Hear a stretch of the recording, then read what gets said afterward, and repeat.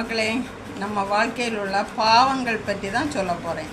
நம் வாழ்க்கையில் அறிந்தோ அறியாமலோ பாவங்கள் செய்வது இயல்பு தான்.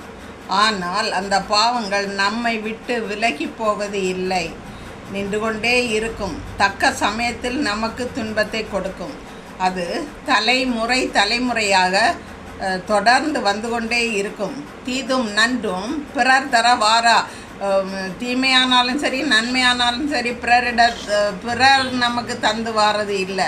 தீமை என்பது இன்னொருத்தர் நமக்கு துன்பம் செய்கிறாங்கன்னா கூட அது தானே வருகிறது தான். பிறர் தீமை அல்ல, அது தலைமுறை அது நன்மைகளும் தீமைகளும் தொடரதான் செய்யும். ஆனால் நாம் சில நேரங்களில் உயிர்மீட்சி அடைகிறோம். ஏன்னா நம்ம செய்த நன்மைகள்னால உயிர்மீட்சி அடைகிறோம். பள்ளி பருவம் முதல் சிறு தவறுகள் செய்துவிட்டு யாரும் பார்க்கவில்லை என்று நினைக்கிறோம். ஆனால் எல்லோரும் அப்பாற்பட்ட தெய்வம் எல்லாவற்றையும் கவனித்து கொண்டு தான் இருக்கிறார் என்பது யாருக்கும் தெரியாது. தவறை மற்றவர் முன் தைரியமாக யாரும் செய்வதில்லை. ஒளிச்சு தான் அதை செய்கிறோம். ஒளிச்சு செய்யும் போதே அதுதான் தவறுன்னு தெரிந்து தான் அதை செய்கிறோன்னு நமக்கு எல்லாருக்கும் தெரியும். அதனால் ஒளிச்சு செய்யறது தான் தவறு.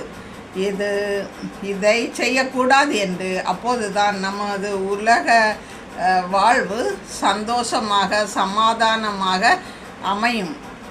நம்ம தவறு செய்வதை நம்ம தெரிஞ்சு அதை கைவிடணும்.